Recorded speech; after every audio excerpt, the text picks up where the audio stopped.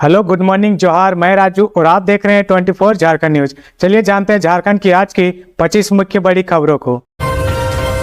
पलामू में झोलाछाप डॉक्टर की लापरवाही से 9 साल की बच्चे की मौत। परिजनों ने डॉक्टर को पकड़कर पुलिस को सौंपा। पलामू जिले के पांकी में झोलछाप डॉक्टर की लापरवाही से एक बच्चे की मौत हो गई। परिजनों का आरोप है कि बच्चे की मौत दवा इंजेक्शन का ओवरडोज देने से हुई है। घटना के बाद परिजनों ने जमकर हंगामा किया और भागने की कोशिश कर रहे डॉक्टर को पकड़कर पुलिस को सौंप दिया। बच्चा पांकी के मंझौली निवासी वीरेंद्र कुमार का पुत्र आदर्श कुमार था।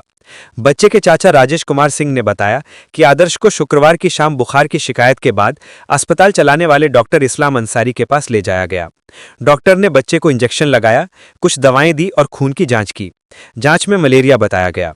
इंजेक्शन और दवा देने के बाद बच्चे को अस्पताल से छुट्टी भी दे दी गई थी। शाम होते होते आदर्श की हालत अचानक खराब होने लगी। परिजनों ने डॉक्टर से दोबारा संपर्क किया, जिस पर डॉक्टर ने धीरे धीरे स्थिति सुधरने की बात कही। लेकिन रात करीब 12 बजे बच्चे की तबीयत बुरी तरह बिगड़ गई। वह तेजी से हांफने लगा और बेहोशी जैसी स्थिति में पहुंच गया। घबराए परिजन उसे तुरंत सामुदायिक स्वास्थ्य केंद्र लेकर पहुंचे, जहां डॉक्टरों ने उसे मृत घोषित कर दिया। ड्यूटी पर तैनात डॉक्टर ने बताया कि बच्चे की मौत दवा की ओवरडोज देने के कारण हुई है। बच्चे की मौत के बाद आक्रोशित परिजन इलाज करने वाले झोलाछाप डॉक्टर के घर पहुंचे और वहां से भाग रहे डॉक्टर को पकड़कर पुलिस के हवाले कर दिया। बच्चे के शव का पोस्टमार्टम एमसीएमसीएच में कराया गया। परिजनों ने प्रशासन से झोलाछाप डॉक्टर पर सख्त कार्रवाई करने, उचित मुआवजा दिलाने, अवैध क्लिनिक को बंद करने की मांग की। परिजनों ने आरोप लगाया कि क्षेत्र में दर्जनों ऐसे अवैध क्लिनिक चल रहे हैं। इन्हें शिकायत मिलने के बाद सील तो किया जाता है, परंतु बाद में खोल दिया जाता है। 16वीं किस्त इस दिन होगी जारी। महिलाओं के खाते में जमा होंगे 5,000 रुपए। झारखंड सरकार द्वारा शुरू की गई मैया सम्मान योजना राज्य की महिलाओं के लिए एक बहुत ही विशेष पहल है। इस योजना के तहत महिलाओं को हर माह 2500 की आर्थिक सहायता दी जाती है, ताकि वे अपने दैनिक खर्चों को आसानी से पूरा कर सकें और आर्थिक रूप से मजबूत बन सकें। दिवाली पर 15वीं किस्त मिलने के बाद अब महिलाएं 16वीं किस्त का इंतजार कर रही हैं, जो जल्दी ही उनके बैंक खातों में ट्रांसफर की जाएगी। सरकार का उद्देश्य इस योजना के जरिए राज्य की महिलाओं को सशक्त बनाना और उन्हें आत्मनिर्भर बनाना है। इस योजना के तहत पात्र महिलाओं को सीधा डीबीटी के माध्यम से किस्त की राशि भेजी जाती है। महिला बाल विकास एवं सामाजिक सुरक्षा विभाग की ओर से जारी जानकारी के अनुसार मैया सम्मान योजना की 16वीं किस्त का भुगतान बहुत जल्द किया जाएगा। संभावना है कि महिलाओं के खाते में 15 नवंबर से 20 नवंबर के बीच किस्त की राशि भेज दी जाएगी। विभाग की टीम द्वारा लाभार्थियों के दस्तावेजों की जांच और डीबीटी सत्यापन का कार्य अंतिम चरण में है। जैसे ही यह प्रक्रिया पूरी होगी, महिलाओं के बैंक खातों में 2500 की राशि ट्रांसफर कर दी जाएगी। राज्य सरकार ने स्पष्ट किया है कि जिन महिलाओं को पिछली यानी 15वीं किस्त का पैसा नहीं मिल पाया था, उन्हें 16वीं किस्त में 5,000 की राशि दी जाएगी। यानी इस बार उन्हें 2 किस्तों का पैसा एक साथ मिलेगा। यह उन महिलाओं के लिए बड़ी राहत साबित होगी जिन्हें किसी तकनीक या सत्यापन की वजह से पिछली किस्त नहीं मिल पाई थी। वहीं बाकी लाभार्थियों को हमेशा की तरह 2500 की राशि उनके खाते में भेजी जाएगी। हजारीबाग के जयप्रकाश नारायण केंद्रीय कारा में आजीवन सजा काट रहे कैदी की इलाज के दौरान मौत। लोकनायक जयप्रकाश नारायण केंद्रीय कारा में आजीवन कारावास की सजा काट रहे 63 वर्षीय कैदी खेमलाल महतो की शनिवार शाम Sheikh Bhikhari medical college hospital में इलाज के दौरान मृत्यु हो गई। मृतक कैदी कटकमडाग थाना क्षेत्र के हारम गांव के निवासी थे और उनके पिता का नाम चेतलाल महतो है। खेमलाल महतो हत्या के आरोप में आजीवन सजा काट रहे थे। जेल अधीक्षक चंद्रशेखर प्रसाद सुमन ने बताया कि वे 1995-96 के एक मामले में जेल में बंद थे। उनकी तबीयत अक्सर खराब रहती थी और वे लगातार जेल हॉस्पिटल में भर्ती रहते थे। शनिवार को दोपहर में उनकी तबीयत अचानक बिगड़ गई, जिसके बाद उन्हें Sheikh Bhikhari medical college hospital भेजा गया। अस्पताल में इलाज के दौरान शाम को चिकित्सकों ने उन्हें मृत घोषित कर दिया। मृत्यु के बाद शव का postmortem Sheikh Bhikhari medical college hospital में कराया गया और इसके बाद शव परिजनों को सौंप दिया गया। छात्राओं से भरी बस खाई में गिरी, 2 दर्जन छात्राएं घायल। कोडरमा से राजगीर जा रही थी एजुकेशनल टूर पर। कोडरमा जिले में शनिवार सुबह एक बड़ा हादसा हो गया, जब जवाहर नवोदय विद्यालय की छात्राओं से भरी बस कोडरमा घाटी स्थित 9वां माइल के पास दुर्घटनाग्रस्त हो गई। हादसे में लगभग 2 दर्जन छात्राएं घायल हो गईं। सभी छात्राएं कक्षा 11वीं की थीं और राजगीर के लिए एजुकेशनल टूर पर जा रही थीं। विद्यालय के प्राचार्य अमिताभ कुमार ने बताया कि कुल 75 छात्राएं पीएम श्री योजना के तहत ऐतिहासिक स्थलों के भ्रमण के लिए निकली थीं। बस एक ट्रक को ओवरटेक करने के दौरान उसके पिछले हिस्से से टकरा गई और संतुलन बिगड़ने पर सड़क किनारे खाई में जा गिरी। दुर्घटना के बाद आसपास मौजूद लोगों ने तुरंत स्थिति को भांपा और पेट्रोलिंग वाहन को सूचना दी। पेट्रोलिंग टीम मौके पर पहुंची और 108 एम्बुलेंस को बुलाकर घायलों को सदर अस्पताल कोडरमा भेजा, जहां उनका उपचार जारी है। गंभीर रूप से घायल छात्राओं की निगरानी बढ़ाई गई है।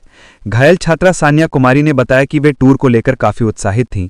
विद्यालय से बस जैसे ही घाटी पहुंची तभी बस अचानक ट्रक से टकराई और खाई में गिर गई।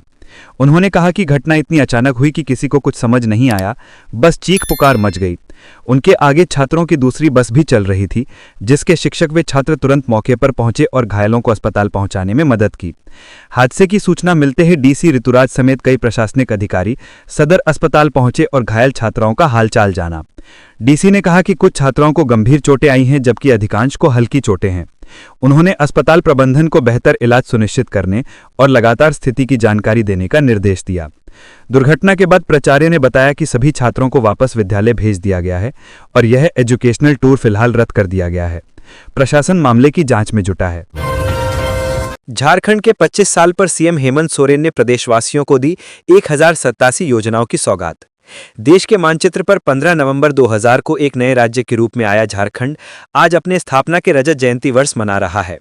धरती आबा भगवान बिरसा मुंडा की 150वीं जयंती और झारखंड राज्य स्थापना की 25वीं वर्षगांठ के अवसर पर राजधानी रांची के ऐतिहासिक मोरहाबादी मैदान में आयोजित राज्य स्तरीय समारोह आयोजित किया गया। 2 दिवसीय इस राजकीय महोत्सव के पहले दिन राज्यपाल संतोष कुमार गंगवार और मुख्यमंत्री हेमंत सोरेन की मौजूदगी में राज्य की जनता को 8,799 करोड़ रुपए की 1087 योजनाओं का उद्घाटन शिलान्यास कर सौगात दी गई। झारखंड स्थापना दिवस के रजत जयंती पर आयोजित कार्यक्रम में हेलीकॉप्टर से पुष्प वर्षा कर जहां कार्यक्रम को खास बनाया गया, वहीं 25 वर्षों की उपलब्धि से भरा स्मारिका का विमोचन उपस्थित अतिथियों के द्वारा किया गया। करीब 2 घंटे के इस उद्घाटन समारोह में सूचना एवं जनसंपर्क विभाग द्वारा दिशोम गुरु शिबू सोरेन के जीवन आधारित लघु फिल्म को प्रदर्शित की गई। इसके अलावा भगवान बिरसा मुंडा के जीवन आधारित डॉक्यूमेंट्री भी प्रदर्शित किया गया। ऐतिहासिक मोरहाबादी मैदान में राज्य स्थापना दिवस समारोह को भव्य बनाने में सरकार द्वारा कोई कसर नहीं छोड़ी गई है। पहले दिन समारोह की शुरुआत मोरहाबादी मैदान में गुरुजी शिबू सोरेन के जीवन आधारित प्रदर्शनी का उद्घाटन राज्यपाल संतोष कुमार गंगवार और मुख्यमंत्री हेमंत सोरेन ने किया। इसके बाद मुख्यमंत्री हेमंत सोरेन और उनकी पत्नी विधायक कल्पना सोरेन का मुख्य मंच पर आगमन भव्य तरीके से हुआ। मुख्यमंत्री हेमंत सोरेन और विधायक कल्पना सोरेन के आने वक्त फूलों का वर्षा कर उन्हें स्वागत किया गया। इस कार्यक्रम के बीच बीच में आतिशबाजी इसकी भव्यता बनाने में कोई कसर नहीं छोड़ा। झारखंड स्थापना दिवस के मौके पर मुख्यमंत्री हेमंत सोरेन और राज्यपाल संतोष कुमार गंगवार के हाथों 8,799 करोड़ की 187 योजनाओं का उद्घाटन और शिलान्यास किया गया। राज्य की जनता को मिली इस सौगात में 4,475 करोड़ के 209 योजनाओं का शिलान्यास किया गया है। वहीं 4,324 करोड़ के 878 योजनाओं का उद्घाटन किया गया है। जिन योजनाओं का उद्घाटन किया गया है उसमें विधानसभा सदस्यों के लिए कोर कैपिटल एरिया में आवासीय परिसर, देवघर में नए समाहरणालय भवन, गिरिडीह में नए नगरपालिका भवन, सिमडेगा में नए अंतर्राष्ट्रीय स्तर टर्फ हॉकी स्टेडियम, खूंटी के तोरपा में 5,000 मीट्रिक टन गोदाम का निर्माण शामिल है। रांची के धुरवा डैम में पुलिस वाहन गिरने से 3 जवानों की मौत। रांची में शुक्रवार देर रात एक दर्दनाक हादसा हो गया। धुरवा डैम के पास पुलिसकर्मियों का वाहन अनियंत्रित होकर सीधे पानी में जा गिरा, जिसमें 3 पुलिसकर्मियों की मौत हो गई। रेस्क्यू टीम ने रात भर की मशक्कत के बाद तीनों के शव और उनके हथियार बरामद कर लिए। मृतकों की पहचान प्रिंसिपल जिला जज जमशेदपुर के 2 बॉडीगार्ड उपेंद्र कुमार सिंह, रॉबिन कुजूर और सरकारी चालक सत्येंद्र सिंह के रूप में हुई है। जानकारी के मुताबिक तीनों पुलिसकर्मी स्विफ्ट कार से धुरवा स्थित जुडिशियल एकेडमी से डैम की ओर जा रहे थे, तभी अचानक वाहन नियंत्रण खो बैठा और डैम में गिर गया। हटिया डीएसपी प्रमोद कुमार मिश्रा ने बताया कि हादसा वाहन के अनियंत्रित होने के कारण हुआ। घटना की सूचना मिलते ही धुरवा और नगड़ी पुलिस मौके पर पहुंची। स्थानीय लोग और गोताखोर भी बचाव अभियान में शामिल हुए। करीब 2 से 3 घंटे की मेहनत के बाद कार को पानी से बाहर निकाला गया, जिसमें 3 शव और 2 सरकारी हथियार मिले। पुलिस ने दुर्घटना के कारणों की जांच शुरू कर दी है। धुरवा डैम से बरामद वाहन की भी तकनीकी जांच की जा रही है, ताकि पता लगाया जा सके कि हादसा कैसे हुआ। शहर में इस घटना से शोक की लहर है। धनबाद में बंदर का आतंक, 2 दर्जन से अधिक घायल। रणधीर वर्मा स्टेडियम के आसपास है सक्रिय, वन विभाग की टीम कर रही है पकड़ने का प्रयास। धनबाद के रणधीर वर्मा स्टेडियम और आसपास के इलाकों में एक बंदर का आतंक फैल गया है। पिछले कई दिनों से यह बंदर रोजाना 8 से 10 लोगों को घायल कर रहा है, जिससे स्थानीय लोगों में चिंता है। पिछले एक सप्ताह में 2 दर्जन से अधिक लोग इस बंदर के हमले का शिकार हुए हैं। ये बंदर रणधीर वर्मा स्टेडियम के आसपास सक्रिय है और लोगों को काट खरोंच रहा है। वन विभाग की टीम भी इसे पकड़ने के प्रयास में घायल हो चुकी है। वन विभाग की टीम बंदर को पकड़ने के लिए लगातार अभियान चला रही है, लेकिन बंदर बार बार हमला कर बच निकल रहा है। इस बीच बंदर के काटने से घायल हुए लोगों को धनबाद के अस्पताल में इलाज के लिए जाना पड़ रहा है। धनबाद प्रशासन और वन विभाग की टीमें लोगों को राहत दिलाने के लिए बंदर को पकड़ने का प्रयास कर रही हैं। फिलहाल स्थानीय लोगों को सतर्क रहने और बच्चों की विशेष सुरक्षा सुनिश्चित करने की सलाह दी गई है। गौरतलब है कि कुछ दिन पहले एकड़ा क्षेत्र में भी एक बंदर ने लगभग 1 दर्जन से अधिक लोगों को निशाना बनाया था। उस समय भी अस्पताल में एंटी रेबीज इंजेक्शन की कमी हो गई थी। अज्ञात वाहन की चपेट में आई बाइक, 2 की मौत, 1 जख्मी। गुमला में डुमरी थाना क्षेत्र के बासा नदी पुल के समीप शाम 3 से 4 बजे के करीब एक दर्दनाक सड़क हादसा हुआ, जिसमें एक अज्ञात वाहन की चपेट में आने से 2 बाइक सवारों की मौके पर ही मौत हो गई, जबकि एक युवक गंभीर रूप से घायल हो गया है। इस हादसे में मारे गए लोगों में रूपेश एक्का, 28 वर्ष, गांव कटगांव, और लुइस मिंज, 65 वर्ष, गांव शेखपुर ही शामिल है। वहीं घायल नवीन तिग्गा गांव शेखपुर का ही रहने वाला है। इस घटना के बाद क्षेत्र में अफरा तफरी का माहौल बन गया। ग्रामीणों ने हादसे की सूचना पुलिस को दी तो मौके पर डुमरी पुलिस पहुंची और स्थानीय लोगों के सहयोग से फौरन घायल को सामुदायिक स्वास्थ्य केंद्र डुमरी पहुंचाया गया, जहां मौजूद चिकित्सकों ने घायल व्यक्ति का प्राथमिक उपचार कर बेहतर इलाज के लिए सदर अस्पताल गुमला भेज दिया। वहीं पुलिस मामले की जांच में जुट गई है। फिलहाल अज्ञात वाहन की तलाश जारी है। इस घटना को लेकर डुमरी थाना प्रभारी शशि प्रकाश ने बताया कि दुर्घटनाग्रस्त वाहन जब्त कर लिया गया है और दोनों शव को कब्जे में लेकर पंचनामा के बाद रविवार को पोस्टमार्टम के लिए गुमला भेजा जाएगा। इसके साथ ही अज्ञात वाहन की जांच की जा रही है। सीएम स्कूल ऑफ एक्सीलेंस समीक्षा, 45% से कम अंक लाने वाले छात्रों को रिमीडियल क्लास अनिवार्य।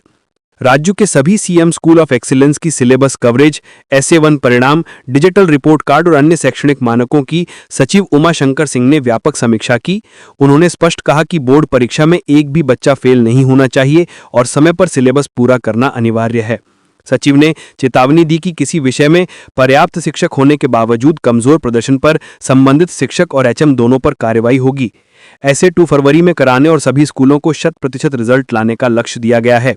SA1 में 45% से कम अंक लाने वाले छात्रों को प्रत्येक दिन रिमीडियल क्लास देना अनिवार्य किया गया है। इसमें लापरवाही पर भी कड़ी कार्रवाई होगी। झारखंड में पहली बार सरकारी स्कूलों के बच्चों के डिजिटल रिपोर्ट कार्ड तैयार किए जा रहे हैं। 17 नवंबर तक सभी स्कूलों को रिपोर्ट कार्ड तैयार करने का निर्देश दिया गया है, जिसे हर 3 माह में अपडेट किया जाएगा। सीएम स्कूल ऑफ एक्सीलेंस में प्रतिनियुक्ति केवल उन्हीं शिक्षकों की होगी जो TNA में 70% से अधिक अंक लाएंगे या CCPD में उत्कृष्ट प्रदर्शन करेंगे। रांची नगर निगम ITI बस स्टैंड स्थित भूमि पर प्रस्तावित MRF केंद्र का किया निरीक्षण। झारखंड स्थापना दिवस पर पर्यटन का नया उत्कर्ष, खदानों की गहराई से घाटियों की ऊंचाइयों तक। झारखंड स्थापना दिवस के अवसर पर झारखंड ने एक बार फिर अपनी पहचान को नए आयाम देते हुए यह साबित किया है कि यह सिर्फ खनिजों की धरती नहीं बल्कि पर्यटन का ऐसा उभरता केंद्र है जहां प्रकृति, आस्था, साहसिकता और औद्योगिक विकास एक ही धागे में पिरोए हुए हैं। वर्ष 2025 में जब देश का पहला माइनिंग टूरिज्म सर्किट झारखंड में शुरू हुआ तो उसने न केवल राज्य को पर्यटन नक्शे पर विशेष स्थान दिलाया बल्कि एक अनूठी अवधारणा को जन्म भी दिया। ऐसी अवधारणा जो खनन की कठोरता को पर्यटन के कोमल अनुभवों से जोड़ती है। झारखंड पर्यटन विकास निगम और CCL के संयुक्त प्रयास से तैयार इस सर्किट ने हजारों पर्यटकों को खनन की दुनिया के भीतर झांकने का दुर्लभ अवसर दिया।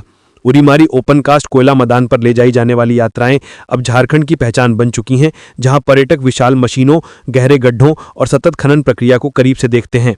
भविष्य में अंडरग्राउंड खदानों, बॉक्साइट क्षेत्रों और खनिज उत्पादक इलाकों को भी पर्यटन के दायरे में लाने की तैयारी चल रही है, जिससे यह सर्किट और व्यापक हो सके।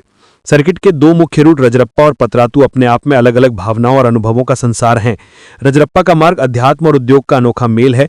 छिन्नमस्तिका मंदिर की दिव्यता के बाद कोयला खदानों की कठोर वास्तविकता जैसे झारखंड की आत्मा का प्रतीक लगती है, जहां आस्था और श्रम एक दूसरे के पूरक हैं।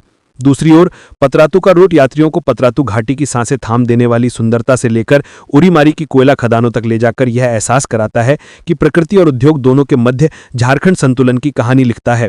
पर्यटन के प्रति राज्य का समर्पण केवल खनन तक सीमित नहीं है।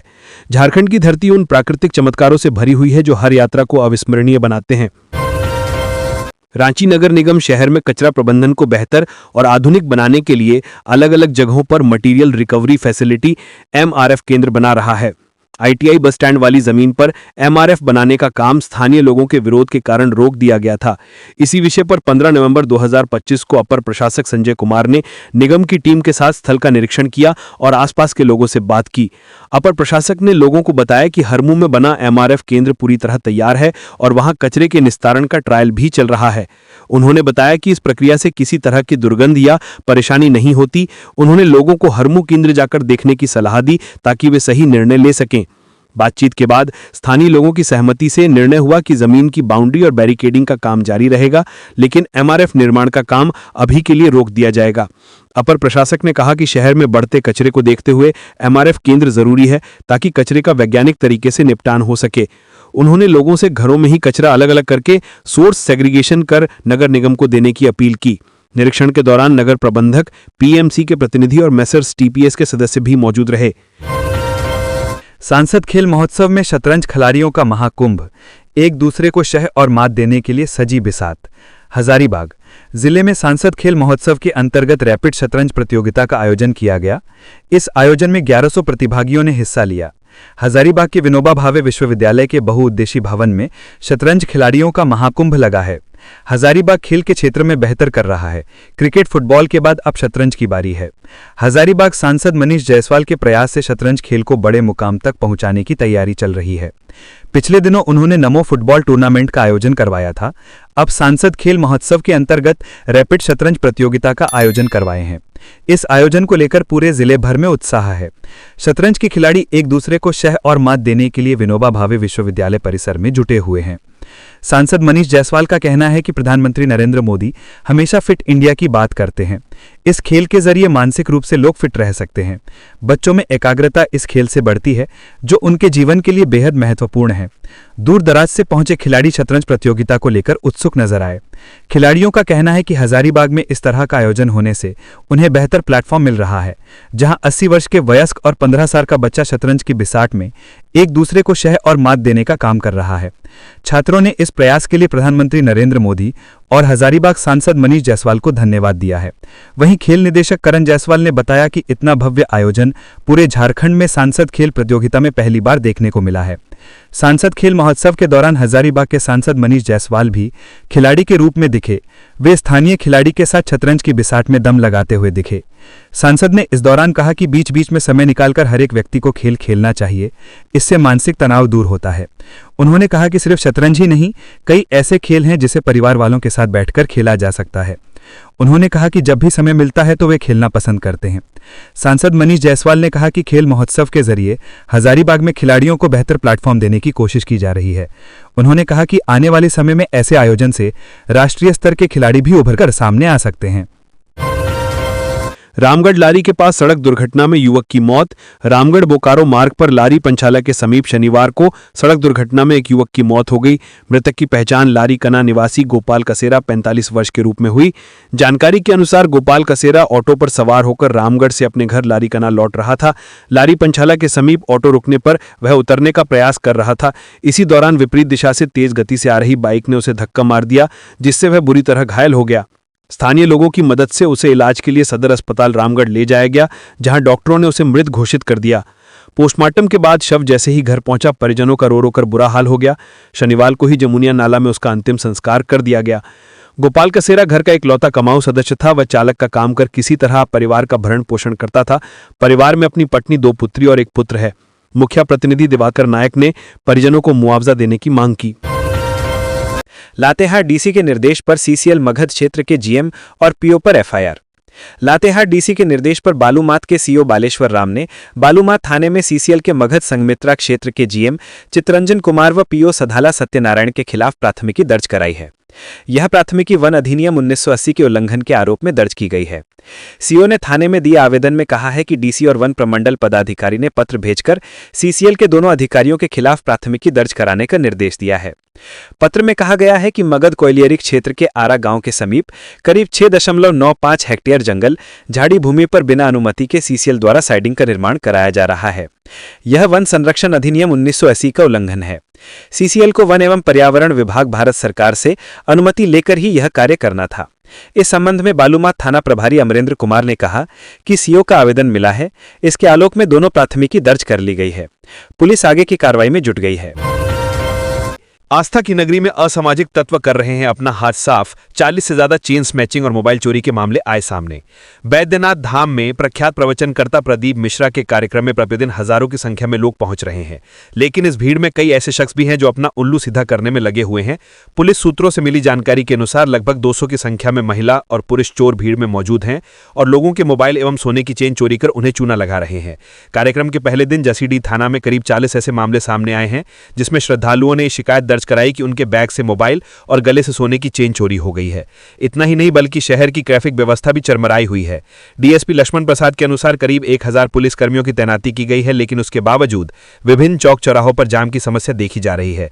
कार्यक्रम में पहुंचे कई लोगों ने कहा कि उन्हें 5 किलोमीटर पहले ही अपना वाहन लगाना पड़ता है, उसके बाद वो पैदल कार्यक्रम स्थल तक पहुंचते हैं। जिले के गिदनी मोड़ और कोटिया के पास रास्ते को ब्लॉक कर दिया गया है, जिससे आम लोगों को भी काफी दिक्कतों का सामना करना पड़ रहा है। लगातार हो रही चोरी को देखते हुए जिला प्रशासन ने भी लोगों से अपील की है कि लोग अगर प्रदीप मिश्रा के कार्यक्रम में शामिल होते हैं तो अपने घर से किसी भी महंगे सामान को लेकर ना पहुंचे।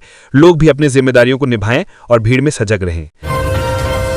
भगवान बिरसा मुंडा की जयंती पर आजसू पार्टी ने दी श्रद्धांजलि। धरती आबा भगवान बिरसा मुंडा की 150वीं जयंती के अवसर पर आजसू पार्टी ने कोकर स्थित समाधि स्थल पर श्रद्धांजलि अर्पित की। इस मौके पर पार्टी के केंद्रीय अध्यक्ष सुदेश महतो, मुख्य प्रवक्ता डॉक्टर देवशरण भगत, केंद्रीय उपाध्यक्ष प्रवीण प्रभाकर सहित कई नेता और कार्यकर्ता उपस्थित रहे। श्रद्धांजलि अर्पित करने के बाद सुदेश महतो ने कहा कि झारखंड का गठन आदिवासी मूलवासी के हक, अधिकार और पहचान को सुरक्षित करने के उद्देश्य से हुआ था, लेकिन राज्य अब भी अपने लक्ष्यों को पूरा नहीं कर सका है। उन्होंने कहा कि बिरसा मुंडा ने जिन सपनों के लिए उलगुलान किया वे आज भी अधूरे हैं। आजसू उन सपनों को पूरा करने के लिए संघर्ष जारी रखेगी। सुदेश महतो ने राज्य सरकार पर भी तीखा हमला बोला। उनका कहना था कि प्राकृतिक संसाधनों के मामले में झारखंड देश में अव्वल है, फिर भी राज्य विकास में पिछड़ता जा रहा है। उन्होंने आरोप लगाया कि सरकार बिरसा मुंडा की राह से भटक गई है और राज्य में जल, जंगल और जमीन की लूट जारी है। डॉक्टर देवशरण भगत ने कहा कि आजसू ने बिरसा मुंडा के विचारों से प्रेरणा लेकर झारखंड की लड़ाई को आगे बढ़ाया, लेकिन आज के युवाओं में दिशाहीनता दिखाई दे रही है। उन्होंने आरोप लगाया कि कोयला और बालू माफिया राज्य में सक्रिय हैं और प्रशासन उन पर रोक लगाने में विफल है। केंद्रीय उपाध्यक्ष प्रवीण प्रभाकर ने कहा कि झारखंड आंदोलन के दौरान हजारों युवाओं ने अपने भविष्य की कुर्बानी दी, लेकिन मौजूदा सरकार आंदोलनकारियों की अनदेखी कर रही है। उनका कहना था कि असली आंदोलनकारियों को दरकिनार कर फर्जी आंदोलनकारियों का चिन्हांकन किया जा रहा है। बिहार चुनाव परिणाम पर पूर्व सीएम रघुवर दास का बयान, कहा विकास, सुशासन और परफॉर्मेंस की हुई जीत। बिहार विधानसभा चुनाव परिणाम से भाजपा गदगद है। एनडीए की ऐतिहासिक जीत पर पूर्व मुख्यमंत्री रघुवर दास ने बयान दिया है। उन्होंने एनडीए को मिली प्रचंड जीत को विकास, सुशासन और परफॉर्मेंस की जीत बताया है। पूर्व मुख्यमंत्री रघुवर दास ने कहा कि बिहार में जिस तरह एनडीए को प्रचंड जीत मिली है वो ये दर्शाता है कि विकास, सुशासन और परफॉर्मेंस की जो राजनीति पीएम मोदी के नेतृत्व में विगत 11 वर्षों से और बिहार में नीतीश कुमार के नेतृत्व में जो सरकार चल रही है उसमें विकास, सुशासन और कानून व्यवस्था की स्थिति और परफॉर्मेंस की राजनीति को अब सारे देश के लोग पसंद करते हैं। यही कारण है कि एनडीए बिहार में जन जन के हृदय में पहुंच चुका है। पूर्व मुख्यमंत्री रघुवर दास ने बिहार की जनता का सराहना करते हुए कहा कि आज़ादी के बाद बिहार की जनता ने इतना प्रचंड बहुमत दिया है, इसके लिए मैं देश के प्रधानमंत्री नरेंद्र मोदी, जेपी नड्डा, गृह मंत्री अमित शाह, बिहार के मुख्यमंत्री नीतीश कुमार सहित तमाम भारतीय जनता पार्टी के कार्यकर्ताओं को शुभकामनाएं देता हूं। रघुवर दास ने कहा कि बिहार की जनता लोकतंत्र की जननी है, जिसने देश दुनिया को फिर संदेश देने का काम किया है कि बिहार की जनता जाग चुकी है। जातिवाद, संप्रदायवाद को खत्म कर देश के हित में, बिहार के हित में, एक विकसित बिहार के हित में अपना मतदान किया है। इसलिए मैं बिहार की जनता को भी बहुत बहुत बधाई देता हूं। उन्होंने कहा कि बिहार सही मायने में लोकतंत्र की जननी है। बिहार के चुनाव परिणाम का झारखंड में असर पड़ने के लगाए जा रहे अनुमान पर पूछे गए सवाल का जवाब देते हुए रघुवर दास ने कहा कि हर प्रदेश की अलग अलग स्थिति होती है, लेकिन जिस तरह से राज्य में सरकार चल रही है और जनता ने इस सरकार जिस आशा और आकांक्षा से जनादेश देने का काम किया था, उस जनादेश और जनता की आकांक्षा और अपेक्षाओं पर वर्तमान सरकार खरा नहीं उतर पाई है। उन्होंने कहा कि मैं आज स्थापना दिवस के अवसर पर राज्य सरकार को भी कहना चाहूंगा कि जनता से जो आपने वादे किए थे उसे पूरा करें, नहीं तो जो जनता चढ़ाना जानती है तो वह सत्ता से उतारना भी जानती है।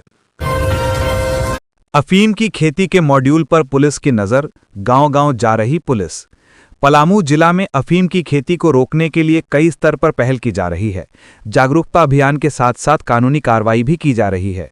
साल 2024-25 में पलामू में अफीम की खेती के खिलाफ रिकॉर्ड कार्रवाई हुई। अफीम की खेती को रोकने के लिए इस बार पलामू पुलिस ने सभी तंत्रों के साथ मिलकर एक योजना तैयार की है। खेती में इस्तेमाल होने वाले सप्लाई चेन पर भी पुलिस की नजर है।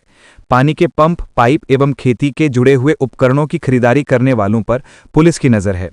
इसके साथ ग्रामीण इलाकों में खेत की जुताई में इस्तेमाल होने वाले ट्रैक्टर की भी जानकारी ली जा रही है। पलामू के पांकी, तरहसी, मनातू, नावा जयपुर, पाटन, पांडू, नावा बाजार, हरिहरगंज, नौडिहा बाजार के दुकानों पर भी पुलिस ने नजर बनाए हुए है और निगरानी शुरू की है। शुरुआत में पुलिस को यह भी जानकारी मिली है कि पांकी के इलाके से चतरा कुछ लोगों ने पानी के पंप को खरीदा है। दरअसल अफीम की खेती के पटवन के लिए पानी के पंप का इस्तेमाल होता है। यही वजह है कि दुकानदारों का पंप खरीदने वाले लोगों का पूरा डिटेल रखने को कहा गया है। अफीम की खेती को लेकर पुलिस लगातार सत्यापन कर रही है। पुलिस गांव-गांव जा रही है और पिछले कुछ वर्षों में जहां-जहां खेती हुई थी उनका जायजा ले रही है। 2025 दूसरे सप्ताह तक पुलिस एवं प्रशासनिक तंत्र को अफीम की खेती से जुड़े हुए सबूत नहीं मिले थे। जहां पहले खेती हुई थी वहां सब कुछ सामान्य मिला है। अक्टूबर के अंतिम एवं नवंबर के पहले दूसरे सप्ताह से अफीम की खेती की शुरुआत होती है। यही वजह है कि पूरे पलामू के इलाके में हाई अलर्ट जारी किया गया है। पलामू एसपी रेशमा रमेशन ने बताया कि अफीम की खेती के खिलाफ लगातार अभियान चलाया जा रहा है और पुलिस भौतिक सत्यापन भी कर रही है। अफीम की खेती को रोकने के लिए ग्रामीणों को जागरूक भी किया जा रहा है एवं स्थानीय ग्रामीणों के साथ बैठक भी की जा रही है। अभी तक कहीं से भी खेती की जानकारी नहीं मिली है। मनातू इलाके में अभियान के दौरान एक जगह कोशिश हुई थी जिसे नष्ट कर दिया गया है। पुलिस ग्रामीणों से लगातार खेती नहीं करने की अपील कर रही है। गरीबी और पलायन अब भी झारखंड की चुनौतियां। राज्यपाल ने कहा, हर नागरिक मजबूत, समृद्ध और विकसित झारखंड का संकल्प ले। राज्यपाल संतोष कुमार गंगवार ने झारखंड राज्य की रजत जयंती के अवसर पर नागरिकों से सशक्त, समृद्ध और विकसित झारखंड बनाने का संकल्प लेने का आह्वान किया। शनिवार को मोरहाबादी मैदान में आयोजित राज्य स्तरीय समारोह में मुख्य अतिथि के रूप में उपस्थित राज्यपाल ने कहा कि राज्य के समक्ष शिक्षा, स्वास्थ्य, गरीबी, बेरोजगारी और पलायन जैसी चुनौतियां अवश्य हैं, लेकिन जन सहयोग, सुशासन और दूरदर्शी नीतियों से इन चुनौतियों का समाधान पूरी तरह संभव है। उन्होंने कहा कि 25 वर्षों में झारखंड ने शिक्षा, कृषि, खनन, ऊर्जा, खेल और संस्कृति सहित अनेक क्षेत्रों में प्रगति की है। उन्होंने धार्मिक, सांस्कृतिक एवं प्राकृतिक स्थलों के योजनाबद्ध विकास की आवश्यकता पर बल देते हुए कहा कि इससे न केवल पर्यटन को बढ़ावा मिलेगा बल्कि व्यापक स्तर पर रोजगार के नए अवसर भी उत्पन्न होंगे। राज्यपाल ने इस अवसर पर कहा कि झारखंड का 25 वर्ष पूरा होना सभी राज्यवासियों के लिए आत्मगौरव, आत्मचिंतन और आत्मसंकल्प का क्षण है। इस राज्य की नींव जन आकांक्षाओं, संघर्षों और सपनों की भूमि पर रखी गई है। राज्यपाल ने भगवान बिरसा मुंडा, सिद्धू कान्हू, नीलांबर पीतांबर, फूल झानो समेत सभी स्वतंत्रता सेनानियों को नमन करते हुए कहा कि उनके त्याग और बलिदान ने इस पावन धरती की गौरव गाथा को और अधिक समृद्ध किया है। उन्होंने झारखंड राज्य के गठन में योगदान के लिए पूर्व प्रधानमंत्री भारत रत्न अटल बिहारी वाजपेयी को श्रद्धापूर्वक नमन करते हुए कहा कि उनकी दूरदृष्टि और संकल्प के कारण ही इस राज्य का गठन संभव हो सका। उन्होंने ये भी कहा कि ये दिन इसलिए भी विशेष महत्व रखता है क्योंकि आज भगवान बिरसा मुंडा की जयंती है। पूरा देश धरती आबा भगवान बिरसा मुंडा की जयंती को जनजातीय गौरव दिवस के रूप में मना रहा है। उन्होंने इसके लिए प्रधानमंत्री नरेंद्र मोदी के प्रति आभार व्यक्त किया, जिन्होंने भगवान बिरसा मुंडा के असाधारण योगदान को राष्ट्रीय गौरव से जोड़ा। उन्होंने कहा कि जब झारखंड राज्य अस्तित्व में आया तब एक केंद्रीय मंत्रिपरिषद के सदस्य थे और लोकसभा सदस्य के रूप में राज्य के गठन के पक्ष में मतदान कर अपना योगदान दिया था। उन्होंने दिवंगत देशोम गुरु शिबू सोरेन को स्मरण करते हुए उन्हें भावपूर्ण श्रद्धांजलि अर्पित की। तो ये थी आज की झारखंड की टॉप बड़ी खबरें। इसी तरह झारखंड की हर छोटी सी बड़ी खबर देखने के लिए आप हमारे चैनल 24 झारखंड न्यूज को सब्सक्राइब करके बेल आइकन प्रेस कर ले, जिससे झारखंड की हर छोटी सी बड़ी खबर की अपडेट आप तक पहुंचता रहे। तो आज के लिए बस इतना ही। हमें दीजिए इजाजत, फिर मिलते हैं नेक्स्ट न्यूज में।